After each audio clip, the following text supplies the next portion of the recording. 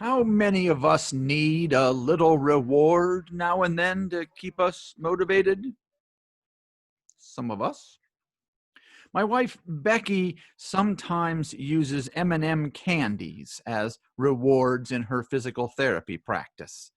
She recommends them for her patients, and she uses them herself as motivation to get all of her paperwork done. That would not work for me. If I had a little bowl on my desk, theoretically earning one M&M for every page of a sermon I wrote, I would eat all of the M&Ms and still have a dozen pages to write. In the past, I have judged myself for this behavior. I have imagined someone bemoaning my lack of willpower, remarking that a weak will is a tremendous character flaw. Perhaps others of us experience similar judgments for eating too much or too little or too often. We might have judgments about our spending habits too.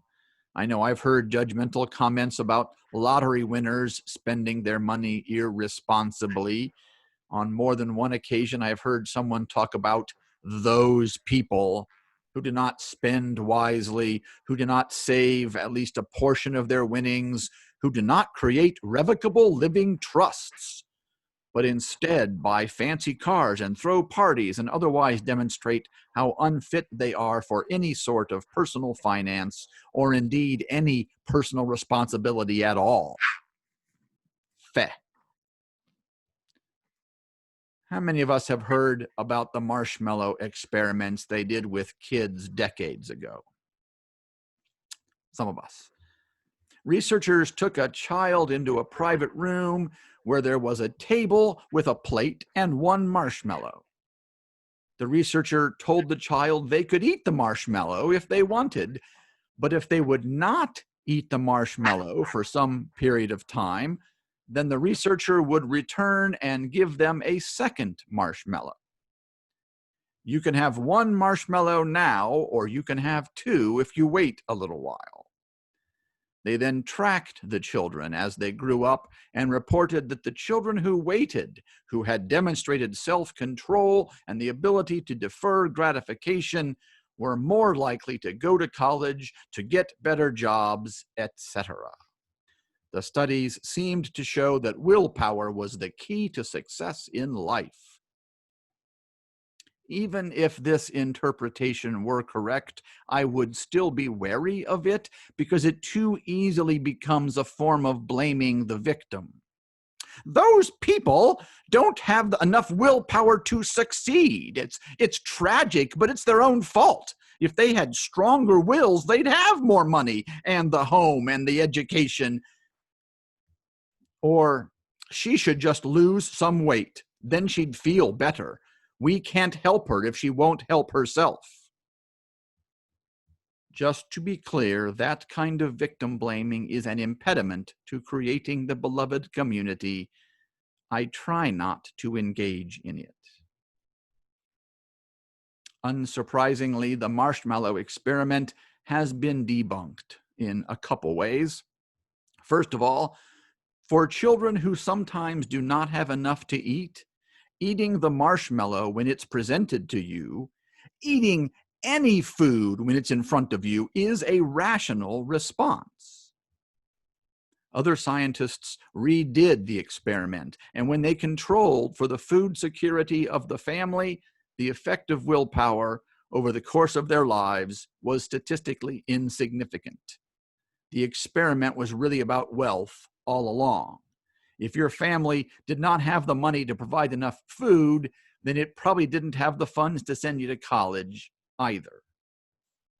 When other psychologists added a preliminary test that demonstrated whether the adult researcher was or was not trustworthy, the kids were much more likely to wait for a second marshmallow if they had seen they could trust the adult, and they were more likely to eat the first marshmallow if the adult had not delivered on a previous promise. These experiments show that kids are smarter and more rational decision makers than we sometimes give them credit for. And at least one person has noted that the first marshmallow experiment mainly demonstrated that the psychologists did not actually understand children. In the discussion about this online, a teacher who tweets as @CoreyRuff wrote, "I was teaching high school in a poor neighborhood. I always had granola bars to give out during break, and you could always have one during any break. It took ages before some kids really trusted me to always give them another one next break and not try to get two now or to steal one. But once they did, their marks started to go up and everything improved. Once they had that trust that they had food, sorry it wasn't something healthier, I was on a budget and I went through a lot of granola bars. It was amazing how much difference there was." End quote. It is all too easy to blame children for not having the willpower to study and to succeed, when often a granola bar a day and a trustworthy adult in their life can make a huge impact. It's also too easy to blame ourselves for having insufficient willpower, when we too could benefit from a better environment and more trust. It turns out that our circumstances and our ability to trust can make a big difference. A recent Vox.com article included this paragraph: "If we accept that brute willpower does not work, we can feel less bad about ourselves when we succumb to temptation. And we might also be able to refocus our efforts on solving problems like obesity. A recent national survey from the University of Chicago finds that 75% of Americans say a lack of willpower is a barrier to weight loss. And yet the emerging scientific consensus is that the obesity crisis is the result of a number of factors, including genes and the food environment, and crucially not a lack of willpower. If we could stop worshiping self-control, maybe we could start thinking about diluting the power of temptation and helping people meet their goals in new ways with less effort." End quote. Finally, let us notice the need for trust. The second marshmallow experiment showed that kids were actually making good choices based on their lived experience. We can learn to trust ourselves and our bodies as we make choices. In our musical text, Diana Ross sang, "Do you like the things that life is showing you?" The soft animal of our body is always seeking, always comparing, always finding ways to feel more satisfied and more joy. Our brains and bodies will naturally evolve better approaches and better coping strategies.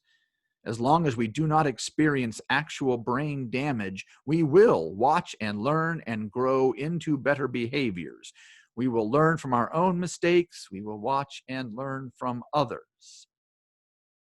However, if we pathologize our desires, if we heap abuse on ourselves for our imperfect attempts, that can complicate our efforts. The more patient and kind we can be, the better our results are likely to be. Mindfulness practices and therapy sessions can help us gain clarity and to learn to trust our instincts. Rather than trying to force ourselves to do things we don't want to do, we can learn to use our desires and our needs to guide our behaviors more effectively. I started this sermon with a story about M&M candies. Little chocolate rewards don't work to reward me. I no longer condemn myself for that. I have learned food does not work as a reward for me, but gaming does. If I know I can soon play a turn in a game, then I can focus more fully on an hour of work, then enjoy the game, then go back for another hour of work, all with a glad heart. Does that mean I have poor willpower? Perhaps. Does it mean that I now know how to more effectively motivate myself? Absolutely. As Dr. Oliver reminds us, you do not have to be good. You do not have to walk on your knees for 100 miles through the desert repenting. You only have to let the soft animal of your body love what it loves. So may we be.